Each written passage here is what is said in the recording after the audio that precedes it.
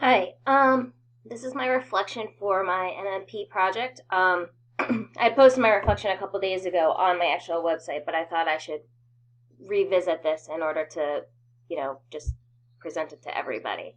My reflection can be found on my website on step 5. It says reflection. I go through the details of um, how I met the goals for the course. They're clearly delineated in this box that I've used,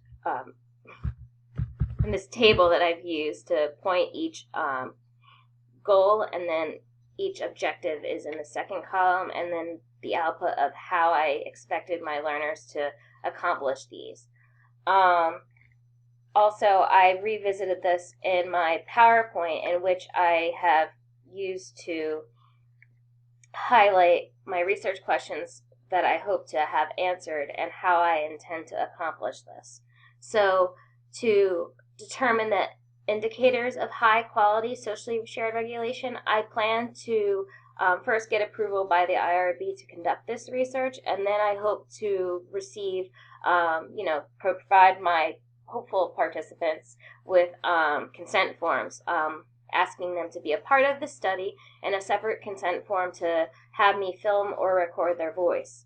If I do, then they'll be considered for this research as participants for this research investigation, and instructional design. In order to determine the relationship between interdependence and collaboration in achieving high quality socially shared regulation, to determine if the weighted scores for the comprehension assessment lead to better results in this design with the implementation of concept maps. I plan to examine these concept maps for the purposes of assessment. Again, interdependence means how groups work together. Positive interdependence refers to, does everybody equally engage in the activity? Do they share a common belief, a shared common goal, a shared common plan throughout the task? Ways of fostering positive interdependence were indicated in Christopher's study, and I've also done research as to how concept mapping can foster positive interdependence and socially shared regulation, and have depicted that in my website. To what degree does the quality of socially shared regulation happen?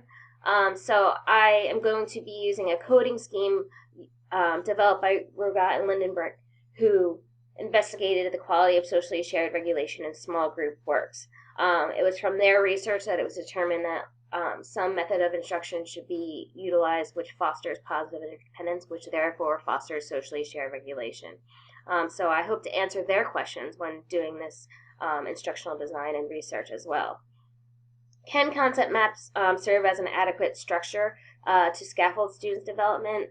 By comparing and contrasting the concept maps of this unit that I've presented for the purposes of this class with previous research done by Manente, and the two additional units I plan to incorporate within my entire course. I hope to use these as comparisons of the various conditions used and how they foster or don't foster socially shared regulation. And so I feel like I can answer all my research questions that I've developed for this plan. With that being said, I'm going to go back to my website. So the role of technology for this piece can be seen, in a lot of ways.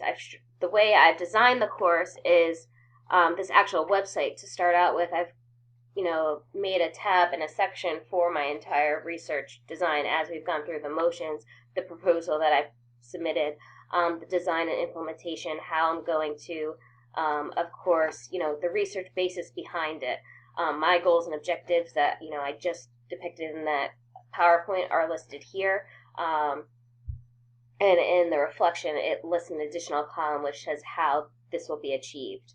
The learning tools of concept mapping, using Draw.io as a way to, foster the technology aspect of this design. The problem solutions themselves will be developed using a scaffold that I've designed online using a survey forum, which I've also included in my design under, what is it? It's below here. Information gathering sheet. This is, I have it listed on the actual website, but I also developed a survey online which uses a technology forum so students can utilize this within their design or for the purposes of developing their solution to the problem. I conducted a pilot study which determined if this tool was appropriate for this form of instruction, and it seems like it is. I still may need to improve this design by investigating other tools that might be a little bit quicker to use, which require less instruction, or less instruction and less buttons to utilize so students don't get too confused. There were many perks to this tool in that it allowed my users to share it in Google Drive, which was easy. They can add their maps at home because it's through a cloud. It also allowed to save them to their computer, so if the internet was out for some reason and they couldn't submit it or the website wasn't working, they could save it to their computer so it wasn't lost forever. And by developing the key as a result of my pilot study, I think that this will help it. It might help to do another pilot test to determine if the key is sufficient, while also incorporating a form of instruction beforehand to see if that is also suitable, just as another run-through before conducting my actual research.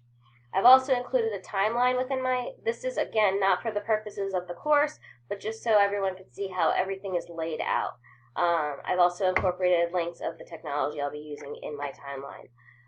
Again, I'm going through my reflection right now. For training purposes, I've incorporated the use of technology by having students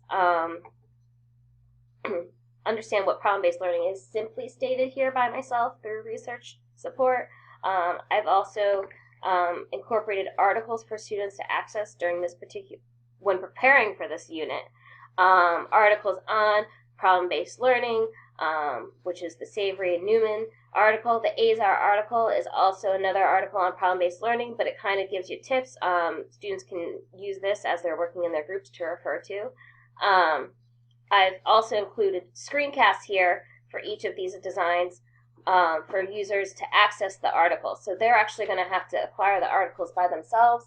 And doing so, they can use the screencast in order to do a search through the Rutgers library. So these screencasts, I hope, will be helpful in having students practice to learn how to search for various documents, journal articles that are supported by empirical research.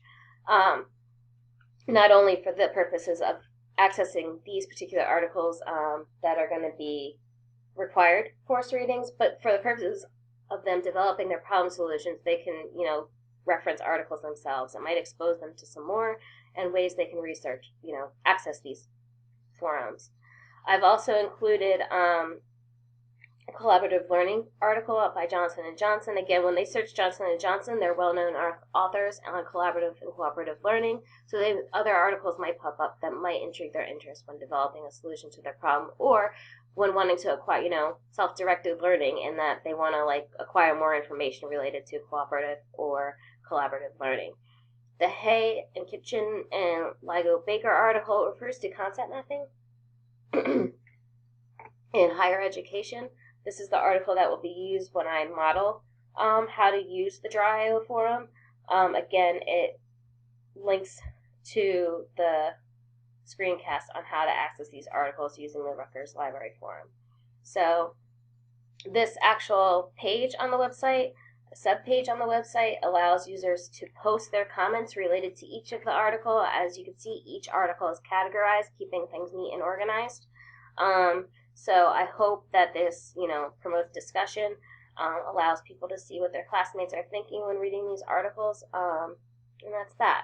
How to, the training on how to make a concept map, I've included another screencast in which users can reference how to use the Draw.io forum, and I developed a model concept map for them to reference as well.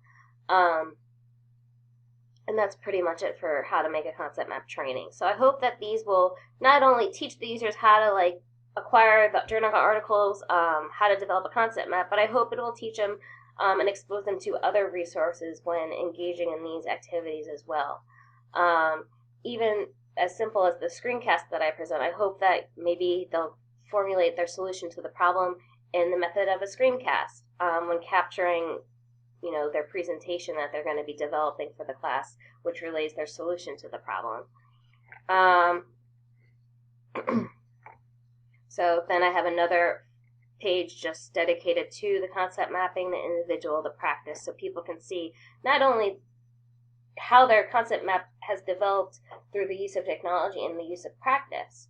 While each of these are various assignments, they can see their development over time and reference them at any point they wish.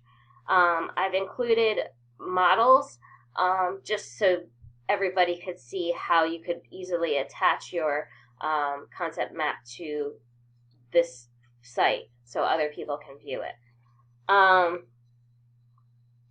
And that's pretty much it as far as how technology, I have my problem solution on here. I have information gathering worksheet, like I said, is the survey. The resources for students to access in addition to using the Rutgers Forum Library website. I've included some other articles here. I've included one of my projects for this assignments for the course by including the Men with Mops emblem I made. Hopefully, maybe students will visit this blog and see the references on how vocational strategies or the outcomes of vocational training and how it not only benefits the student and how it can benefit the family's morale, which is also important. As a sub-page here in the resources for students page, I've also concluded a problem-based learning toolkit where students can reference other resources as well, not related to the Rutgers Library. So I thought this was also interesting. So students can see how they can acquire various resources of information, which I actually asked them to tell me what information resources they want to access in the information gathering sheet. So it'll be interesting to see how they've accumulated new resources as they go through each unit. Again, this is just going to be one of many units. There's also a peer evaluation, which is going to determine students' perspectives of their self-regulated learning and their socially shared regulated learning when working with a group. They're really open-ended. It's just to hear students' feedback related to what their perception versus what's actually happened, as I'm going to be investigating this through their social interactions using the video recording.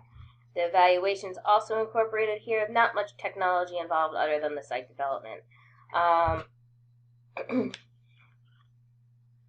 I think that, obviously there's going to be a lot of building onto this, even when it comes to the resources. Resources are always developing in education, so that will be something that has to be constantly updated. The information gathering worksheet, I might have to determine another method other than the survey method so that students can access, if they decide just to click this, they're not necessarily going to access their survey input. So I want to find something else that might help them see what their thinking has been along the way and how they acquire this information. The problem solution is pretty solid, but of course other problems can be presented to the students. New findings are also always being developed in applied behavioral analysis because typically they're based in single case studies. Practice concept maps. The use of Dry.io is great for now, but there might be other methods that are a little more user-friendly. I could, rather than, recording students via video camera and voice recording, I could also maybe find a form that allows me to record groups' conversation or groups clicking, because that's another area of research on socially shared regulation, using technology tools to see how students navigate. This also might be a way of determining the quality of socially shared regulation, and might be an area for future investigation and development. Of course, my training modules are not the best, and I could go through and redo them if I wanted to. And I might just do so if I use this website for the purposes of my course, but I tried to just get the message across. I learned a lot from this project overall. I learned a lot how technology can benefit not only the teacher, but the students. It's quick to access. It's hard to develop. It takes a lot of knowledge. It takes a lot of research. It takes a lot of practice. But overall, I had a lot of fun. It was a great experience. Thanks.